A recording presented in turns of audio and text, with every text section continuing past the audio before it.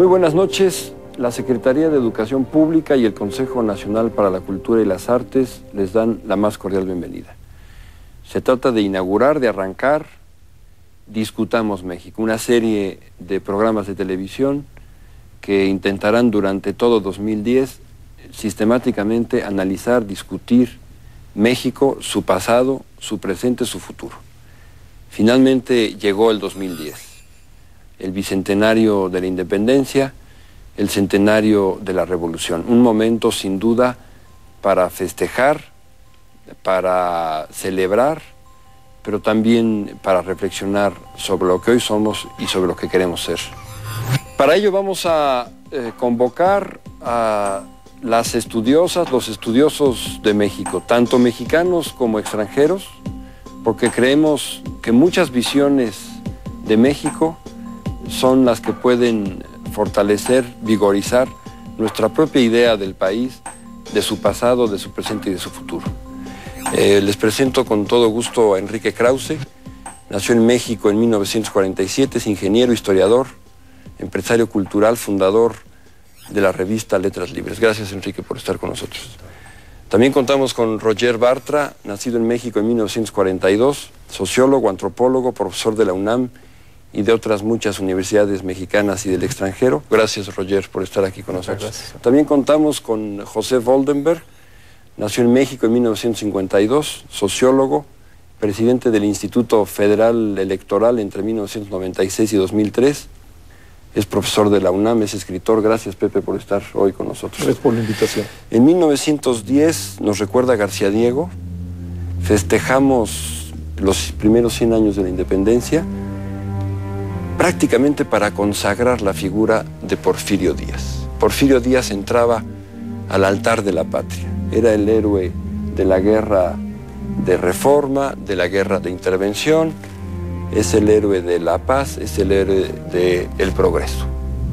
Hay una idea globalizadora, una idea ordenadora de las celebraciones, de los festejos, de las inauguraciones, de la arquitectura.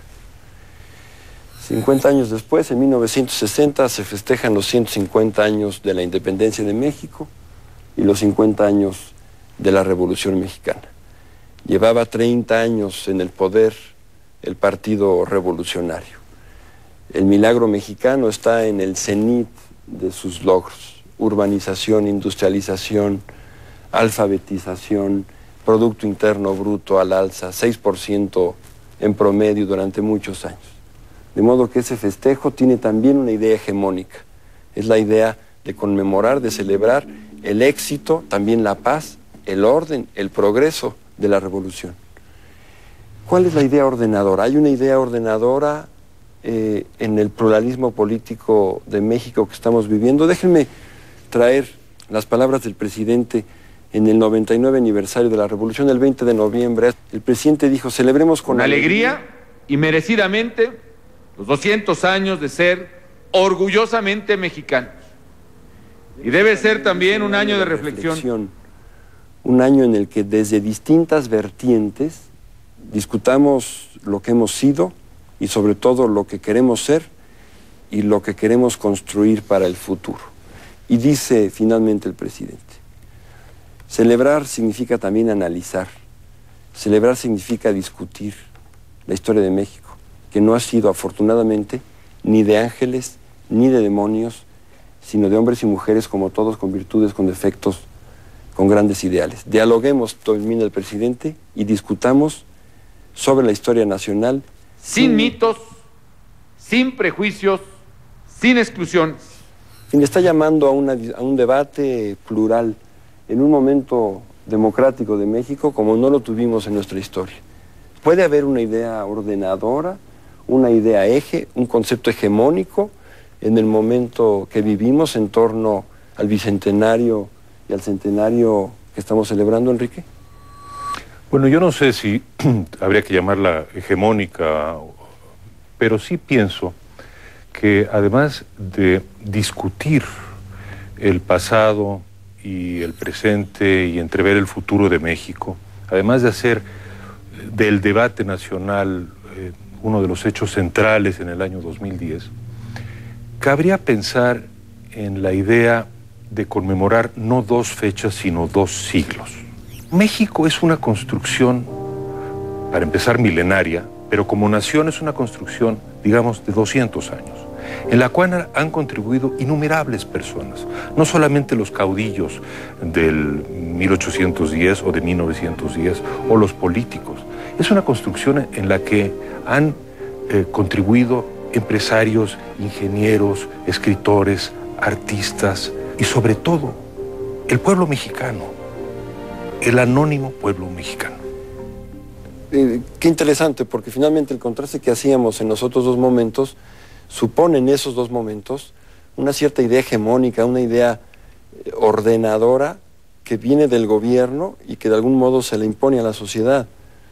Lo que nos estás diciendo es, en democracia, en pluralidad, lo que debiéramos discutir es cuáles son nuestros logros y una discusión plural que exprese la diversidad del país. De abajo hacia arriba, digamos.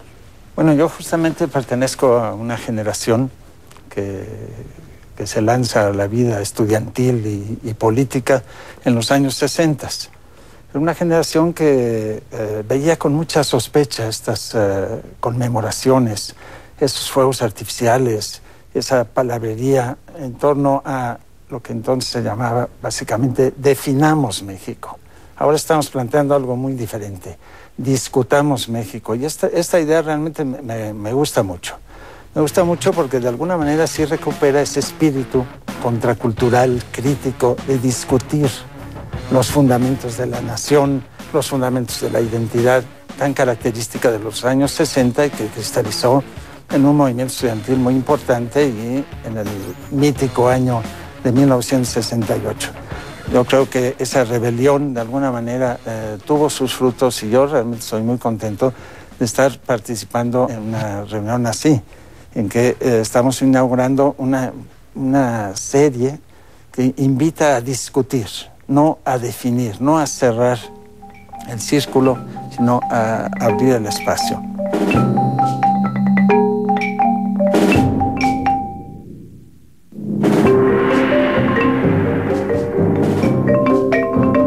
Estamos inaugurando una serie que invita a discutir, no a definir, no a cerrar el círculo, sino a abrir el espacio.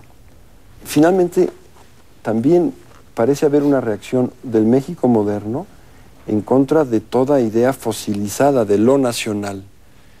Más bien, la idea de la nación como algo que fluye, como algo que se modifica. Los patrones de identidad no están congelados. Debiéramos también quizá discutir nuestro concepto de nación desde una perspectiva dinámica, como de hecho lo ha sido históricamente. Bueno, sin duda, un poco siguiendo lo que se ha dicho, y si comparamos lo que va a suceder a lo largo de este año con lo que sucedió en los 60s, yo creo que podemos vislumbrar con toda claridad cuáles son los cambios que han marcado a México. Porque para los años 60, o para 1960, estos procesos de modernización, de urbanización, de alfabetización, de una cierta industrialización, estaban ahí, estaban en curso. Y eso estaba generando una cierta pluralidad. Y de ahí buena parte de la conflictividad que vivimos con posterioridad. No solamente el movimiento del 68,